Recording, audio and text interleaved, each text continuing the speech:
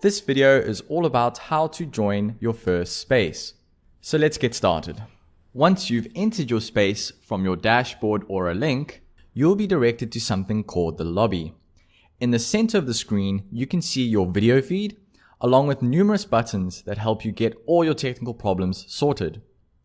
But before we click any buttons, make sure that you have granted your browser the correct permissions to access your video and microphone. On Chrome, when first entering the space, click the Allow button here to grant the browser access. So if you're running something else like Firefox, be sure to grant the correct permissions. Let's now look at the buttons. We have a video toggle, a microphone toggle, and a devices drop-down button. You'll notice that my video feed is currently not working, which means there is something wrong with my camera source. So I click the device button and choose the correct source from the video source drop-down menu.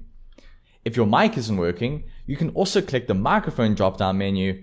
And finally, if your output device isn't working, you can select a different source in the audio output menu. By default, Lesson Space will automatically choose your default Windows source for each option. We also have Test Speakers button that will play a tune to ensure that your correct audio output is selected. You can tell everything is working if you can see your face, you can see the microphone indicator moving, and you can hear a sound from the Test Speaker button.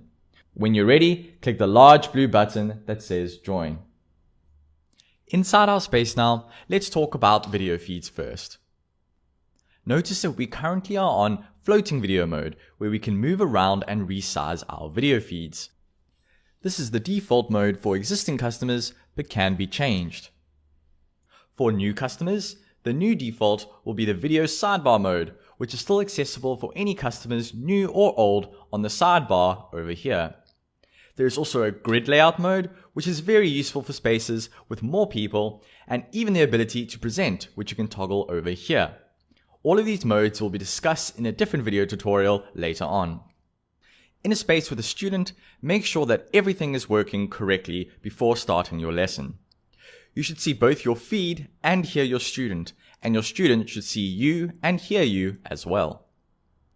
If there are issues, let's go to the troubleshooting window to help us pinpoint exactly what is wrong. To go there, click the Setup button in the bottom right corner, then click Troubleshooting. Here, there are two tabs. Click the U tab to see how all your technical components are working. On my side, everything looks good. If we can't hear anything, we click the Test Speakers button. And finally, if we're having a poor connection, you can try out Relay mode, which will reload the page and attempt to ease your connection problems.